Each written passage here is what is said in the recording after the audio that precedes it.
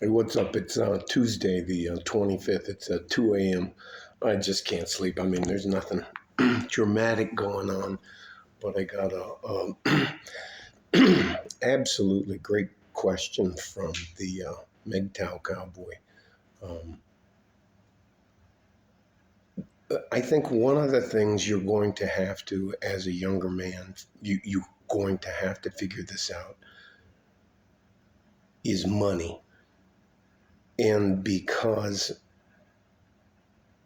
the last maybe 10, 15 years, we had what is called quantitative easing, which means that the Federal Reserve lowered the prime lending rate to banks and financial institutions to just about zero.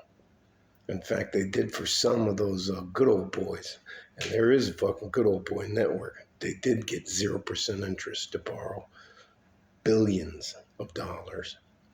Now, what has happened is that inflation got out of control. And that is something that you, as a younger man, if you're not making really good money or you were on a budget before and you don't factor in the change in inflation, you're going to be assed out. You're going to have some serious problems. So the best thing I do every year is I add 4.5% interest as a detractor for inflation. If I was going to save $10,000, I might do that times 4.5%, and then add that in so that the inflation doesn't eat into the money I want to save. Um, Everything from and the things that are hitting most of the common good average men are what are called regressive taxes. Um, when I say this, I'm not bragging. I don't really think about it until somebody reminds me of what it's like. But regressive tax is a tax on all of us, regardless of the amount of money we make. It's, to me, I think it's unfair. If I'm driving a Maserati or a Lamborghini, I don't give a shit about the gas price. But the guy out there who's trying to get his life started, if it goes up $1 or $2 or 50 cents, or that cuts into his ability to pay his bills. Now you add in there another regressive tax: food, water, electricity. All of those things take tiny bites out of your income. That's not your fault. The only way you can help yourself out of that is to you can do it one of two ways. You can borrow and go into debt, which I don't suggest at all. Please stay away from high interest credit cards and the rest of that. That's just, if you got a credit card, we're going to use that as a 25-day float for a loan, which means within 25 days of using that money, before you have to pay the 15, 20, whatever percent interest on it, we pay it off in full. Now that's a way to use, that's how you can use the bank's money through a credit card as what we call a temporary float, a 25-day float. Um, the other thing you can do is you're going to have to, we called it when I was coming up, tightening your belt. Um, I would rather see you eat once a day and eat a good meal than to have two or three crappy fast food meals. If you're not making your own lunch, you're making a mistake, especially if you're not in the, you don't have the ability. You can buy cabbage, a piece of steak, some eggs, vegetables, good vegetables. Stay away from the fucking nightshade vegetables. There's a lot of ways you can protect yourself from inflation.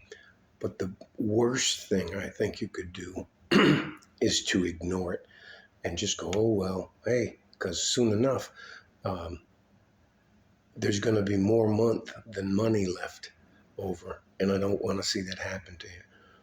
I hope I'm not telling you what to do. I'm just offering you some more unsolicited advice because I'm old and I can't fucking sleep. So, anyways, I hope this helps.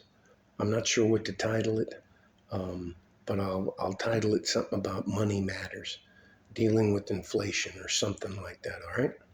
Again, these are called regressive taxes. These are things that you can't drive well, you're not supposed to drive a car without insurance, but people do.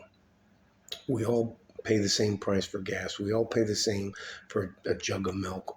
That's I'm just saying. There's a lot of regressive things that are going on in your lives that you have to stop.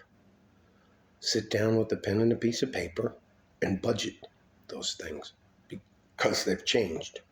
The other thing is, if you're going to, if you want to buy a car or loan a car, you're going to have to factor in that the days of you getting a 2.5% loan are gone. You're never going to see those again. Quantitative easing is over. Inflation, it scared the crap out of this administration and the United States when COVID happened. And then, but prior to that, in 2008, when they had what's called liar's mortgage, the toxic mortgage scandals. So, if you can buy a good used car, a Toyota or a Honda, or I think some Subarus and maybe a Mazda here and there. I think those you can't if you can just put buying off anything new for probably 3 to 5 years. I think you'll be able to get through this. Some of my older videos, I kind of warned that this is going to happen.